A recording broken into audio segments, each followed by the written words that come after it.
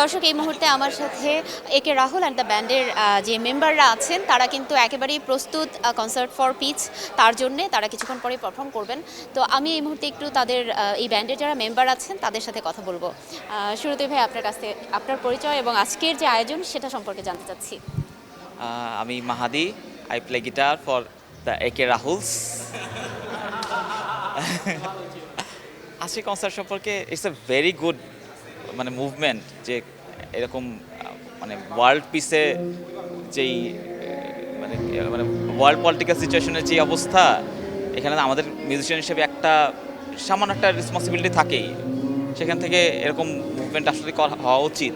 প্রত্যেকে যে যার প্ল্যাটফর্ম থেকে যেটুকু করা যায় আর কি। সো আমরা মিউজিশিয়ান হিসেবে আমাদের প্ল্যাটফর্ম থেকেও যেটুকু করতে পারি সেটা হচ্ছে আমাদের ভয়েসটাকে করতে পারি, আমাদের প্রতিবাদ জানাতে পারি এবং যে যেটুকু পারি হেল্প করতে পারি। এটাই আসলে পয়েন্টটা আজকে। So hopefully it's gonna be a great show. আজকের ইনিশিয়েটিভটা হচ্ছে it's for a greater cause, but কজটা এত গ্রেট যা মেটা বা ফেসবুক কেউ প্রমোট করতে দেয় না।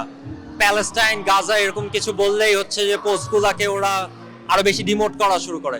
সো ওই জায়গা থেকে এরকম লাইভলি ফিজিক্যাল মুভমেন্ট আরো বেশি দরকার।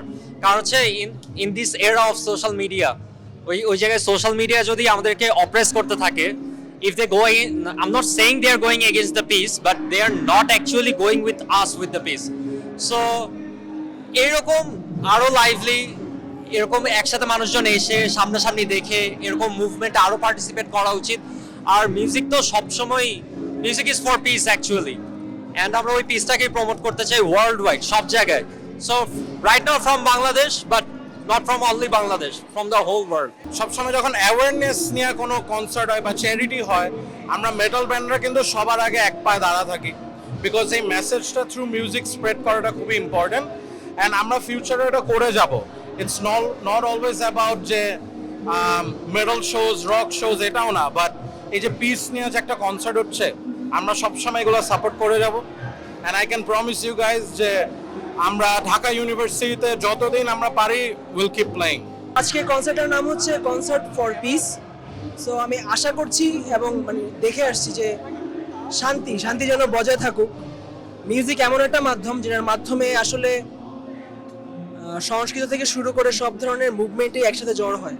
সো আশা করি এই মুভমেন্টের পিছনে আমাদের সবারই ওইরকম ধরনের আমরা যে কাজটা করে যাচ্ছি, যাতে এটার ফলশ্রুতিতে সবাই যেন সেই ফলটা ভোগ করুক। আশা করছি এই কনসার্টগুলির মাধ্যমেই সব জায়গায় শান্তি ছড়িয়ে পড়ুক। ধন্যবাদ।